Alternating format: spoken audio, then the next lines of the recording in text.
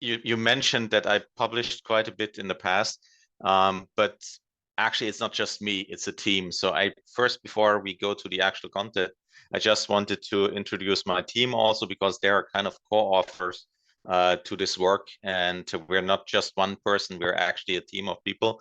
I'm currently heading the chair of online communication, which means that's 7 researchers working in a team together doing empirical research on online communication, plus a number of student assistants.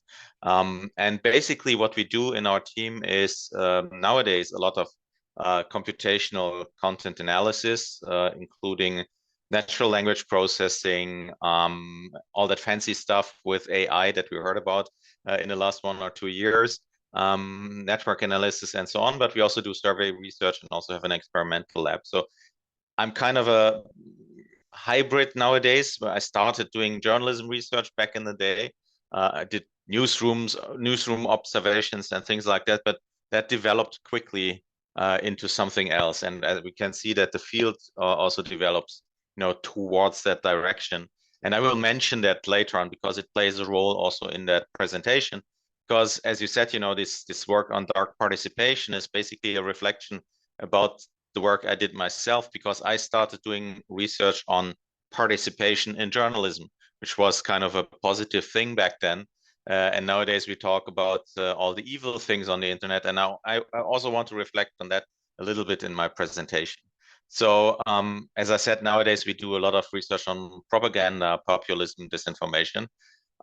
Reason for that is that a lot of Western liberal democracies are kind of struggling with online communication and have issues there because they say, okay, we have people there that are not the normal citizen participating there, but they seem to have an agenda, wherever that comes from.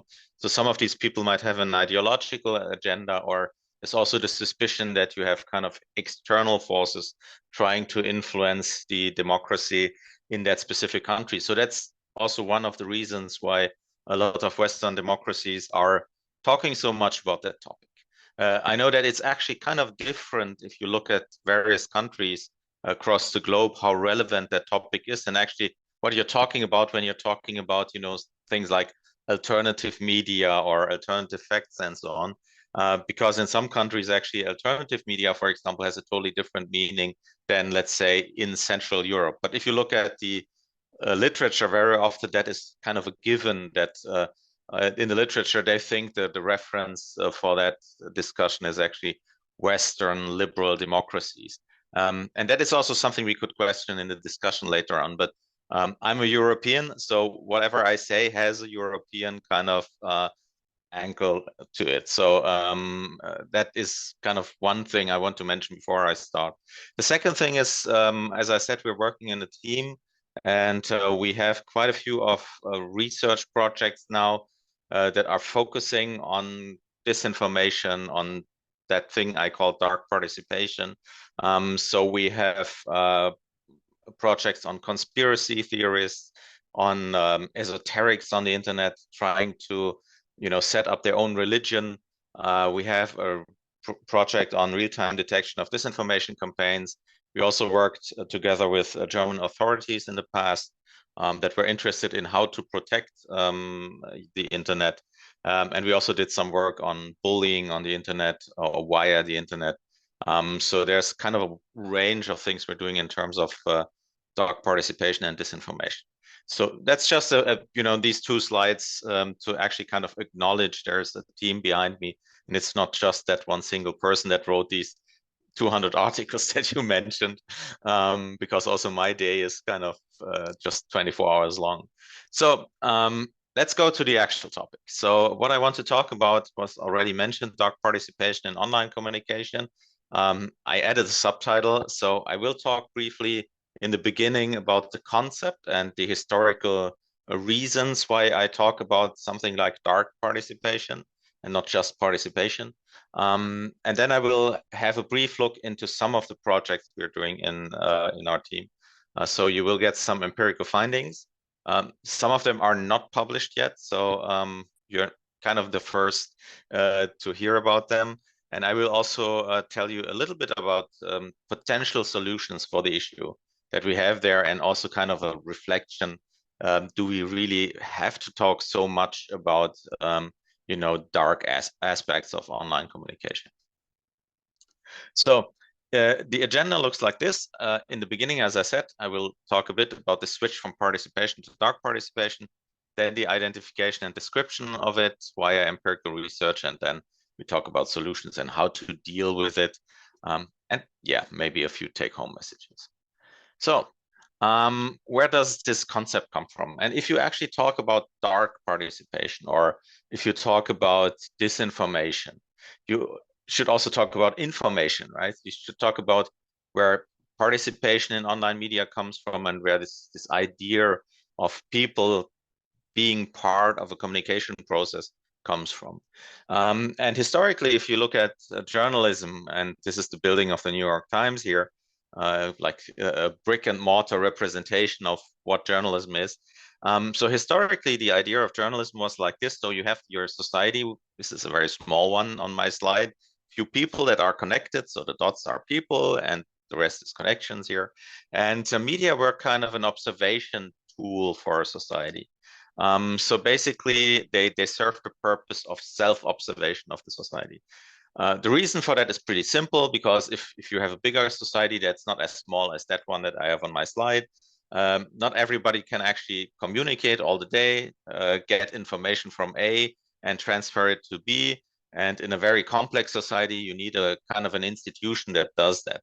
And so over time, this institution developed, and we call it journalism. As we know, it's a historical invention, basically, because there were times where something like journalism wasn't really existing. There were information systems in societies, but there wasn't really a developed journalism. As we know, the development, at least in Europe, of the printing press contributed to it, and also some social developments in these countries. In other parts of the world, it's slightly different, but it's also kind of a invention that is not thousands of years old, but a couple of 100 years old. But nowadays we think it's kind of a given, which is not always the case. As we know, there are countries where you don't have at least free press, and also there are countries where press is basically just a placeholder for PR of the government. And as we know from history, there were times when basically the only information sources were like traveling monks that transferred information from A to B, and that was it. But what happened over time is that this kind of, journalism as an institution became so institutionalized, crystallized, so, brick and mortar, that researchers said, okay, we have to do something about it, because at one point, journalism actually kind of thinks it's an independent thing that does exist outside of the society, and basically can judge society, and is not really connected to the people anymore. And people in academia were kind of unhappy with the state of journalism. And what happened is that kind of a group of researchers that I was involved in, we even went to conferences wearing T-shirts saying "Safe Journalism." So I took a photo of that one. I actually was wearing that T-shirt.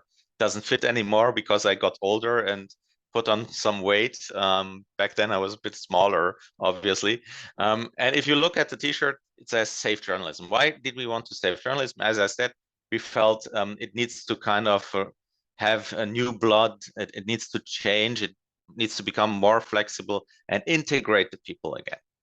And for us, the way to do that was online communication, because there was this kind of historic thing happening at that time also, that the internet came and gave people the option to contribute to communication processes very easily, or much more easily than before. Before, you actually had to have a lot of money, a printing press, you had to transfer actually your printed material from A to B, from your printing press to your customers, and that costs an awful lot of money. And actually that restricted access to media, to institutions, corporations, or people with money. And now everybody could contribute, in theory at least, and we were super happy about that. So we even wrote books about it, like this one with Jane Singer, Alfred Armida, David Domingo, and others, called Participatory Journalism. So the idea here was basically you don't have this independent journalism that is not, outside of the society, that is like a kind of an observer that is not connected to society anymore. But we thought with online communication, basically people can contribute to this dialogue, and you basically have a dialogue with society and not just this one-way communication. So there were these things like me media, grassroots media, and everybody was thinking like now the citizen becomes a journalist, her or himself. And I think John Hartley infamously said at one point, everybody is a journalist, saying, yeah, there's no restriction. Everybody can do it now. And you can see that in the literature. If you look at the literature, probably like 10, maybe now 15 years ago, where we had things like We Media, Produce It, The Age of Participatory News, and so on, or Gilmore's book, Grassroots Journalism by the People for the People. And yeah, John Hartley, as I mentioned, communicative democracy. Sounds great, right? And I was contributing to that myself. I also thought, this is the best thing since sliced bread. It will solve all the issues. But now if you look at the time, what happened over time, it's a bit more complex than that. So this is from an article that was just recently published. Actually, it says journalism studies, but it's actually wrong. It was published in journalism. If you look at the social political events over time, so I have a few reference points here. American presidents, I always use them for me as a reference, what time period was it? So like Bush, Obama, Trump, and Biden time. And if you look at it, there's a lot of things were happening in the last 25, 30 years. Also in terms of the technological developments. So if you talk about online communication, a lot of people actually have the impression, especially the younger generation, that this has been existing forever. But if you actually look at the development of the technology, the key innovations here, some of these things are just like 10, 15 years old. They're not existing for decades. They're actually existing for 1 or 2 decades. And so for us, something like Instagram, Facebook, YouTube, and so on is like, they've always been there. They're huge. They're ruling the world. But if you look at it, we're talking about like 20 years of development. And if you're talking about these 20 years, if you look at Facebook, YouTube, and Twitter, in the beginning, there weren't that force. They became quickly very relevant. But you probably even have to deduce 2 or 3 years of development before they really became that important. Same for the changes to public communication. Nowadays, we think online journalism and all of that is a given. And same thing, it's not. As I said, when we observe participation, the inclusion of user-generated content, we're talking about the beginning of the 2000s here. And when we started doing that type of research, a lot of people didn't take that seriously. We went to conferences and then you presented your online stuff, and then some older professor said, yeah, but it will go away. People will read the newspaper again when they get older. And then this online stuff is, it's just a fancy thing and it's the latest fad, but will disappear. We know it didn't happen. But it just gives you an impression, me in my lifetime actually observed that change. And it's really a recent thing. And the development has been very, very quickly here. So if you look at research, how we actually approached it. So in the beginning, this was really a niche. As I said, you went to conferences and you were the guy with that online stuff. And the same, by the way, happened to online journalists back then. When they presented their information, or when they went to a press conference, then they were treated like, the minors, or like, they need to grow up. And then one day they will become real journalists. And the same was in a way happening with the online field. Was kind of a niche, but very exciting. So the people that were in that niche, they were quite happy about it. So there was this euphoria about online communication solving issues of the communication process. And there were signs of that, like Arab Spring or so, where the people said, this is social media or mobile media revolution. It wouldn't have been possible without online communication as a tool to transfer information in these countries.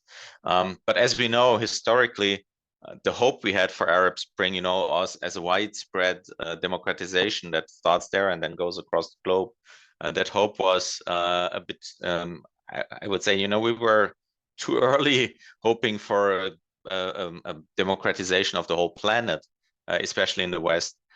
So what happened is that after that, there was kind of a disillusionment with online communication, because then people realized, okay, it's not just a tool for democratization, but there are also people out there that do really strange things there, or really things where you don't know who they are. They stay anonymous. They actually spread hate. And that was something that was new. And also it was paralleled in the West, with the Snowden revelations, with the IS terror and so on. So basically it was also kind of a dark time in terms of things happening in that field. And also academia was kind of influenced by that, I would say. And I would say that we have kind of a doom and gloom phase nowadays, where people are basically just looking at the negative sides of online communication.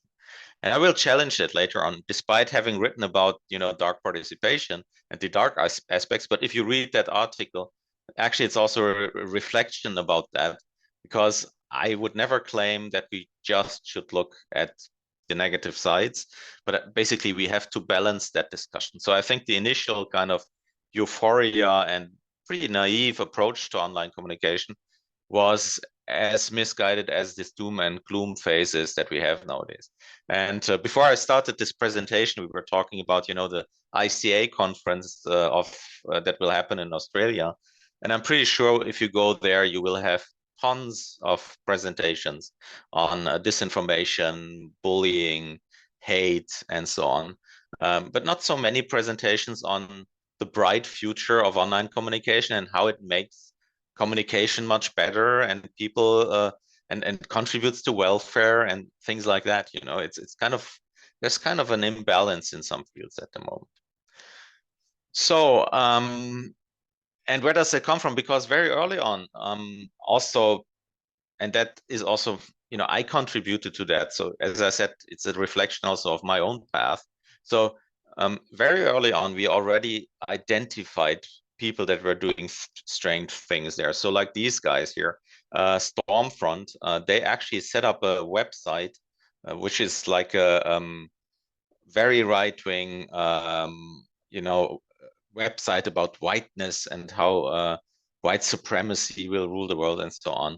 So these are really kind of, I would say, kind of a neo-Nazi movement. And they set up that website in 1995. So very early on, when the internet started, basically in parallel to the news media starting, you already had these guys. Or this website here that you probably see very small, that's about Martin Luther King. And it was one, when you Googled it back in the, actually you couldn't Google it because Google wasn't really existing. So you were using some other search engine, probably. Well, Google was developing at that time, but at that time, I think a lot of people were using some other tool. But when you were looking it up, it was one of the most relevant websites in information on Martin Luther King. But it was also run by Stormfront. Actually, it claimed to be something else. And actually, it's true. When you Googled it, it was existing for a long time. It was always showing up in the top 10. And if school kids were looking for information on Martin Luther King, they actually found that website that was basically run by these right-wing neo-Nazis. And basically it said, he's evil, he's a mobster, blah, blah, blah. So a lot of lies and kind of a fake narrative about Martin Luther King to actually spread that ideology. And talking about spreading ideology and kind of political or ideological battles on the internet, in the very briefly after 2010, I think it was like 2011 or so, the Guardian actually mentioned that they found in their open forums, in their discussion forums, people that were seemingly not what they claimed to be. So they claimed to be British citizens, but they were always supporting at that time, Putin and Russia, and they found that a bit suspicious, because that is usually what you don't get, or what they didn't get before in their forums. And they did their research and actually found there are people behind that claiming to be British citizens, but they are not. And they found a kind of a, you could call it a PR agency for the Russian cause, or you could also call it kind of a disinformation factory. That was the so-called Internet Research Agency.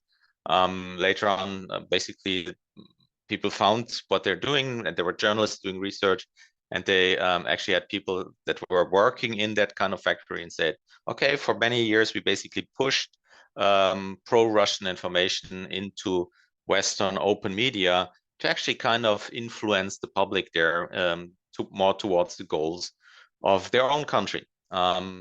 And basically that was paid work, located in St. Petersburg. So we know quite a bit about that one, because that was kind of exposed, and we know the accounts now, and we also have people that were working there. So this is not really a secret, despite, for example, Russia saying, okay, we don't know who they are, and we're not really related, and things like that. And I'm pretty sure it's not, or I know it's not just Russia. So basically, we also have to be a bit careful, because a lot of states are doing that, trying to influence others. And it's actually a problem if you claim to be somebody else, because democracies are kind of depending on the factfulness of information and knowing who you're talking to. If you manipulate them in that way, it's becoming also a democratic problem. Same discussion in the US, by the way, in the elections, when Donald Trump was elected. Back then, there was a big discussion that bots were basically used to kind of influence the election. By the way, Clinton back then also used that type of strategy. So it's a bit unfair to just claim it was Trump. It's always easy to say Trump was responsible for everything. But I think we have to be a bit fair and say, okay, this was kind of a strategy back then. It's just a bit funny to that Trump a few years later basically claimed the elections were stolen from him, because before, he was using some tools to be elected, where other people said, maybe that was kind of rigged. And now lately, we have things like AI used to give the Pope new clothes and make him dance. And also this kind of deep fake can be used, for disinformation and manipulation. Sorry, I have to drink a bit of water because I was talking a bit too much and too fast. Now, that has led to a big change in the discussion. Now we're talking about cyberspace war, partisan incivility, small expectations of participation, controlling the conversation, or Nikki Usher said it's the midlife crisis of the network society. And I labeled that dark participation, right? So we're misusing this option for participation for manipulating people and manipulating democracies. And I want to give you a few empirical examples how we do that, or how we did that in our projects, to actually find that type of manipulation. And again, I'm not doing that because I just like dark stuff, or because it sounds fancy, or because I'm depressed and I'm in this kind of doom and gloom phase.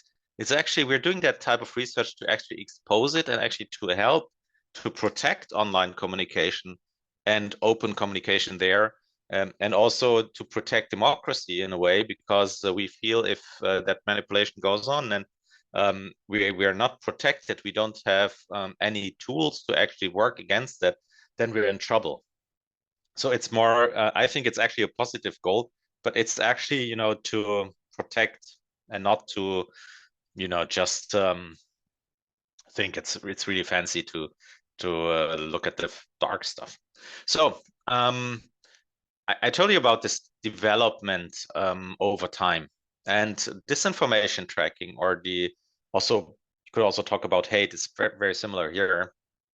It was done in the beginning manually. So you had these propaganda websites that I was talking about, fake websites, and basically back then people were doing manual research, manual checks, or some background research who these people are.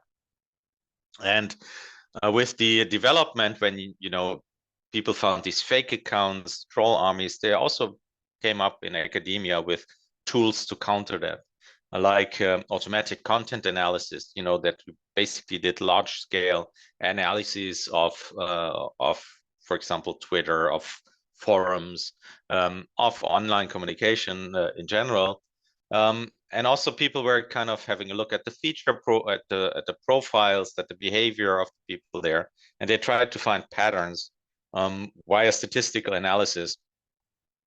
For example, you wanted to find outliers in the communication stream, to identify lies, to identify trolls or people spreading hate.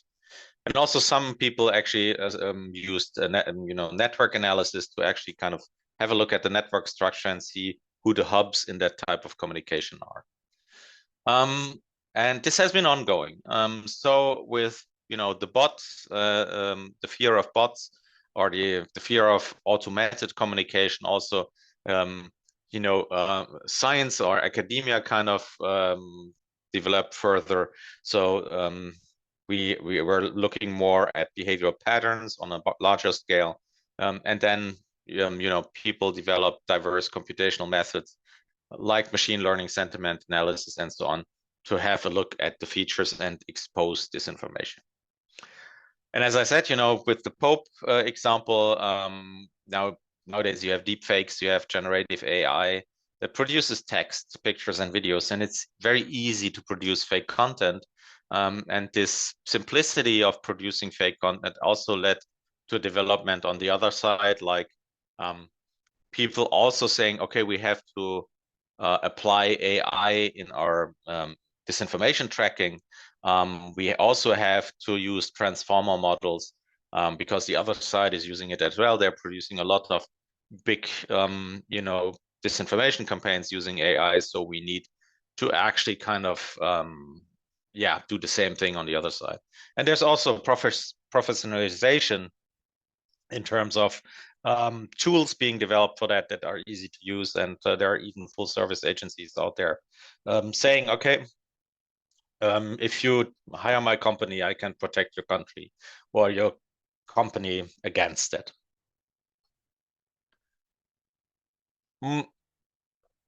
That is also a thing we have been doing in our research team. So we had a project called Prop Stop, which is propaganda stop, basically. So that's what Prop Stop means. And the idea here was, because a lot of people in Germany were fearing that what you could see in the US would happen in Germany, that people were using bots to influence elections.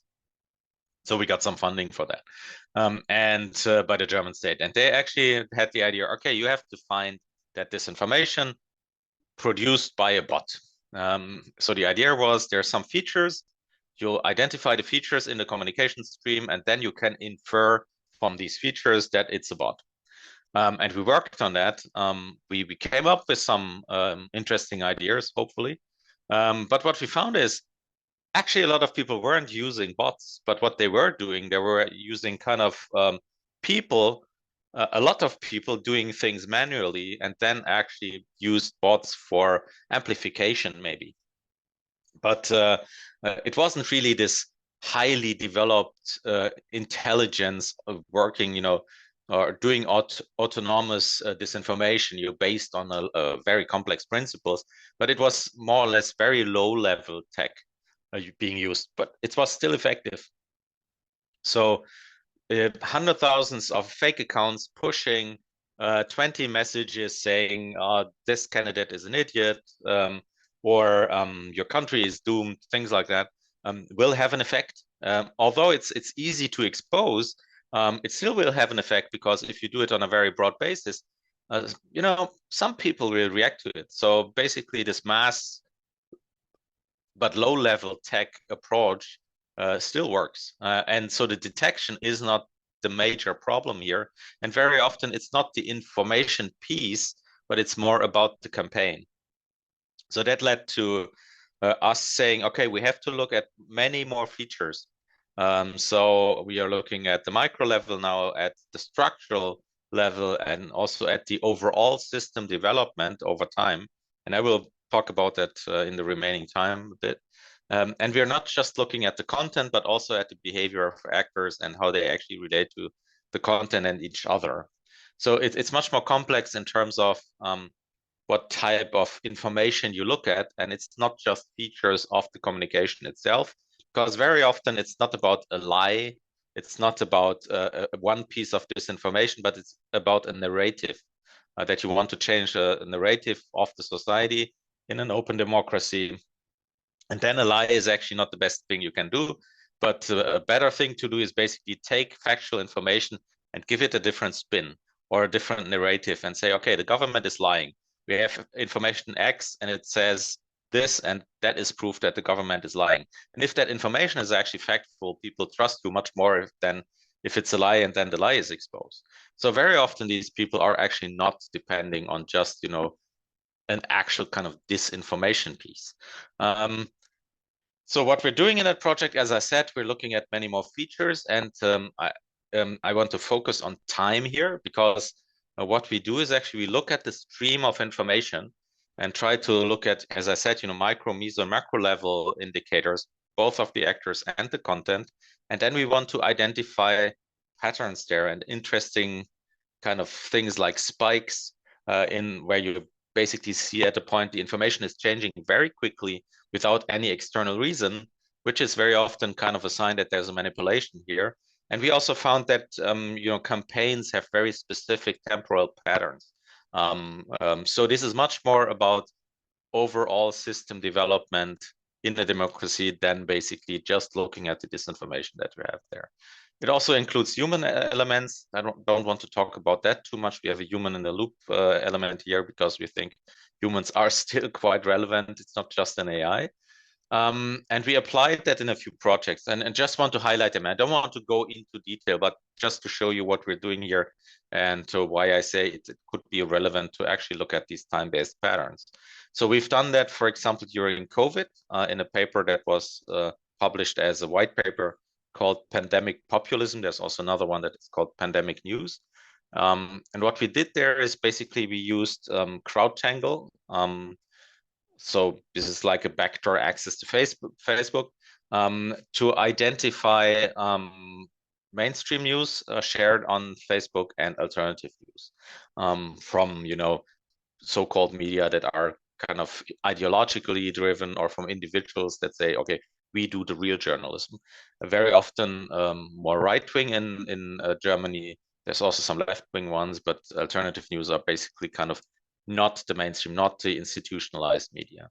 And Facebook, I also have to mention that was not a Facebook study because basically Facebook was a tool for us to actually find the news information and then get a lot of information about the news in the country. So we were tracking more than 70 media here and about 30 alternative media. So about 100 media over a full period of a year. And what you can see here is, as I said, we're looking at time developments. So think of it as kind of a very complex agenda setting thing we're looking at, because we're not looking at A influences B, but we're looking at the stream of information over time and whether we can identify patterns or resonances between the systems. This is just the alternative news media here. And what you can see here, this is the COVID news flow. It starts very slowly. And then, there were these big outbreaks. And that was reflected in the media and also in the alternative media. And all of a sudden, there was a lot of reporting on that. You can see, how it spikes and goes up. By the way, if you see these little kind of waves here, that's always the weekends, because on the weekends, you have less information flow. And as you can see, it was kind of normalized over the year when there was the first outbreak of COVID. Then it normalized and became more like a normal topic and wasn't, as kind of a mountain of information. What the interesting thing is here is that we can basically decompose that and have a look at the individual elements and the individual topics in that information flow. For example, if you look at one segment that was about the crisis management in the country, you can see that in the crisis management, we found things like people talking always about the fantastic crisis management in Russia. which is kind of interesting in Germany. Hopefully you got all of it.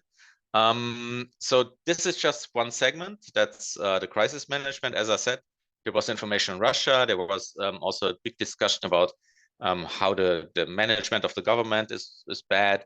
There was a lot of anti-vaccination stuff in there. And there was also fear of COVID being basically, introduced into the country by migrants. Basically a right-wing agenda that you could see here in the material and how it developed over time, trying to basically change the narrative in the country. So again, they were not relying on obvious lies, but it was really a different narrative of the society as negative, as failing, as corrupt. The elites are corrupt, democracy is failing, and so on. We also did the comparison of the sentiments over time. So the red one here is the mainstream media. The blue one is the alternative news media. Again, that's the beginning of the year here. And as you can see, this is negativity. And the negativity of the alternative news media was always much higher than in the traditional media. So basically, what you could say is not that they were spreading information, but they were spreading a different narrative of the general, narrative in the society. They always made it a bit look worse than the others did.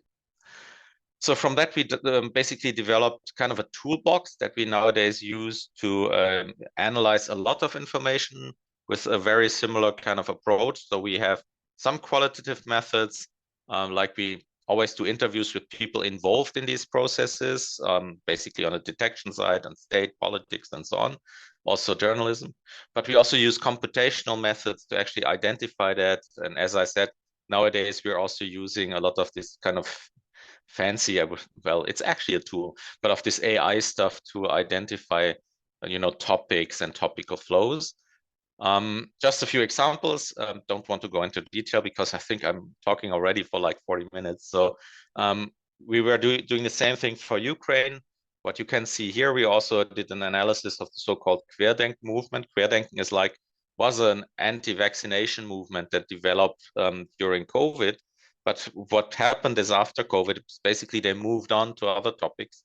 And as they have this kind of anti-state, anti-elite, anti-democracy in parts, well, basically they claim they're fighting for democracy. But when you look at it, basically it's a lot of these people want to replace the current system with a different one. So they're basically definitely anti-state. And I would also say a lot of them are anti-democratic. Because that different state they want to have is basically always kind of leader driven. So that movement started in COVID, but then they moved on basically after COVID ended and then continued to write against, climate change activists, against Ukraine, pro-Russia. So there was kind of in that anti-vaccination movement a certain part that developed, right-wing ideological stances towards society and then continued doing that. And so we did the same thing here, basically analyze mainstream news media, what they're talking about, and then looked at their movement and what they were talking about. And then you could see also they tried to introduce their own authentic sources, authentic in a sense, like saying they're not the mainstream, that has a very different type of information. They try to mobilize and also they spread disinformation to basically do PR and spread the message, we're all doomed and society needs to be different. We also looked at various channels and platforms, how they use it. So this just to highlight that. So we analyzed, for example, Telegram use of these groups and also Twitter use, now X. And we could see that also the platforms are used in a very different way. So especially Telegram was inward oriented. So it's about group building, about internal communication, whereas Twitter was like a PR thing that's like outward oriented. So you very often see these spikes where they basically spread information discrediting like vaccination or other campaigns. And you always can see a campaign that you have like this growth of information and then it basically goes down again. And we saw that several times in the material and you basically can see now this is a campaign.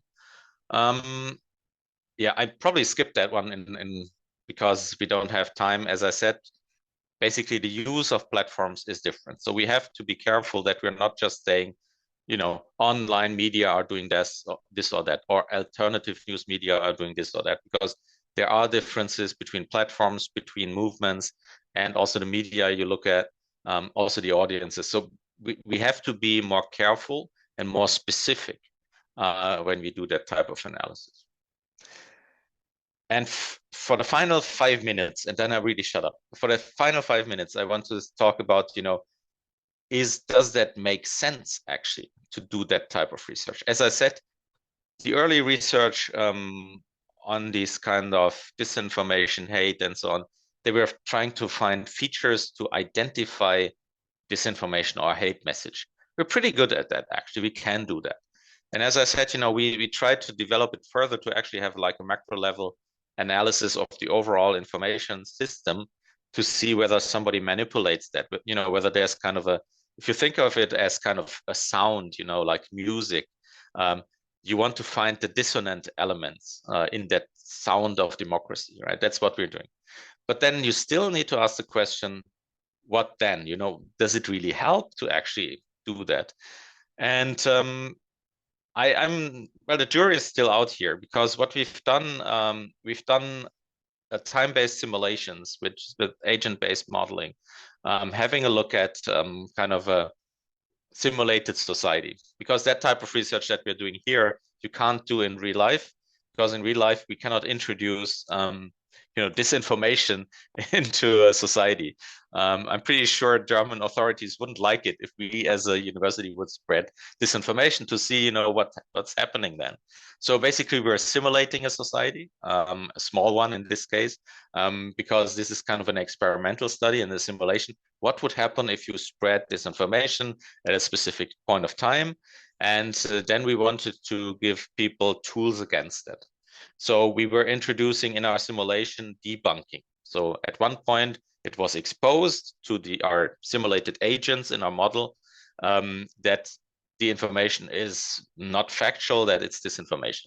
And we gave our little agents also kind of an intelligence saying, you have to react to things in a specific way. You have your convictions, you share information. And then at one point we exposed, okay, the information you got was wrong. And in our simulations, we had interesting developments, because depending on the point of time and how we did that and how the information was spreading, we had interesting time-based developments. So what happened is that if you identify disinformation with debunking, it actually can contribute to polarization. So you can see that a bit in the time-based graph down there. That it basically moves towards two positions. So you have people pro a certain stance and then against it. And if you expose some information as wrong, as disinformation, the people already believing in it basically don't change their opinion, and basically there's a reinforcement against the other groups. So in our simulations, we found that debunking sometimes actually leads to more polarization and not to less. And then some people are believing and some people are not believing. And so you contribute to the goal of the disinformation, because it basically contribute to polarization. What we also did was pre-bunking. So give people or our simulated agents a tool to identify the disinformation when it happens by giving them general rules how to identify it. So they knew it's coming. And when they knew it's coming, that was much more effective. And that's easily to explain, psychologically. I mean, that was not there's no psychology of our agents, but if it would happen in real life, psychologically, there's a good explanation for that, because basically, if you believe in some disinformation, and that is the information you were believing in for the last, let's say, 2 weeks, and then somebody comes and says, oh, this is disinformation, it's all a lie. Basically, if you would say it's all a lie, that needs a lot of personality strength, because it basically says, oh, I was an idiot. I was believing in disinformation. Somebody was lying to me, and I trusted that guy, and it was a lie. And now I'm the idiot who believed in something wrong for a long time.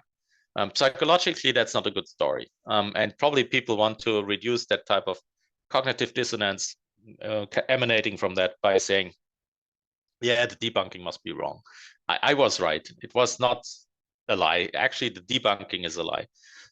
So the pre-bunking is a much better thing, because basically if you give the people tools, you give them agency to identify disinformation. And then if they identify it, then they say, oh, I'm great. I identified disinformation. I have agency. I'm really cool because people cannot lie to me because I'm more intelligent than them. So psychologically, pre-bunking makes much more sense in a way, because you don't put people in a situation where they actually have to say to themselves, okay, I'm so easily to be fooled. And that's actually not a good story. So in a way, I think we have to think about, these things where you initially think it's a good thing. Debunking is democratically a good thing. But psychologically, and also according to our simulations, it's not always very effective. And what we also found is that an immunization of our, time-based or simulated population, an immunization is not achievable. So you never have a situation where your whole society is kind of immune to disinformation, according to our analysis. So just a few take-home messages from that. What I told you is, first of all, I think a lot of the fear of complex disinformation is partially academic. As I said in the beginning, very often you have these very blunt campaigns where people are not using a lot of high-class AI to manipulate the public, but they have this mass approach, spreading messages with a lot of fake accounts that doesn't need a lot of sophistication in terms of the intelligence behind that. So in many cases, the identification of an individual piece of disinformation may be a moot point, at least on a democratic basis. I can understand why journalists are doing that. I can also understand why it's sometimes relevant to identify disinformation, because the effects are really horrible for many of these disinformation pieces. But we shouldn't believe that if we debunk it, it will actually lead to everybody being convinced, and then everything will be fine again. What is more relevant from our perspective for democracies is basically finding attempts to rig the democratic system. And that might be a bit more relevant here. And as I said, time-based analysis may be the way to go for identification and awareness. So we have to be more complex, more differentiated, and have to be better in that sense also. And have to move on also, I think, in our field. But still, as I said, when you look at the simulations that we have, the debunking of individual pieces of disinformation, while it's very important for principal reasons, may still contribute to polarization under certain conditions. So we still have to think about, what do we do with it? And I think maybe that is the last sentence for today, that communication studies can contribute a lot to this discussion, because we don't just have, the tools, the technologies, but also theories on how communication in societies works. And I think that is needed these days. So thank you very much. And I'm looking forward to your questions.